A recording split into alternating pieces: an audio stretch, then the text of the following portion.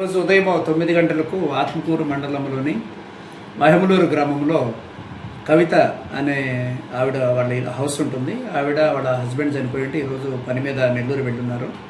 వాళ్ళ ఇంట్లో లక్ష్మమ్మ అని ఒక ఏజ్డ్ పర్సన్ వాళ్ళ ఇంట్లో సర్వెంట్ మేడ్గా పనిచేస్తూ ఉంటారు. ఆమె వంట చేసుకునే క్రమంలో గ్యాస్ స్టవ్ వెలిగించేటప్పుడు గ్యాస్ ఆన్ చేసి స్టవ్ వెలిగించేటప్పుడు ఆమెకి గ్యాస్ వెలగదు. దీనికోసం వెలగలేదని పక్కింట్లో ఉన్న జమీల్ అని ఒక ఆమె ఉంటుంది. ఆమె దగ్గరికి వెళ్ళమ్మ నేను గ్యాస్ ఆన్ చేసి వచ్చాను, అది వెలగట్లేదు, చూద్దాం రామని ఆమెను పిలుచుకొస్తుంది. వీళ్ళిద్దరు వచ్చే లోపల ఆ గ్యాస్ లీక్ అయ్యి రూమ్ అంతా కూడా ఆక్రమించేసి ఉంటుంది. వీరికి సరైన అవగాహన లేక జమీల్ అని ఆవిడ స్విచ్ ఆన్ చేస్తారు. లైట్ స్విచ్ ఆన్ చేయగానే ఒకసారిగా అది పేలిపోయి ఆ బ్లాస్ట్కి ఇల్లంతా సగం ఇల్లు పడిపోయింది. ఆ పెద్ద ఆవిడ లక్ష్మమ్మ కాలిపోయింది. ఈ జమీల్ అనే ఆవిడ కూడా దెబ్బలు తగిలినాయి. ఈ చుట్టుపక్కల వారు ఆ సౌండ్ విని ఆడికి వెళ్ళేదరికి వీళ్ళిద్దరికి దెబ్బలు తగిలిన చూసి ఇమీడియట్గా 108 అంబులెన్స్లోనూ కారులోనూ వారిని మెరుగైన వైద్య చికిత్సకు నెల్లూరు పంపించున్నారు.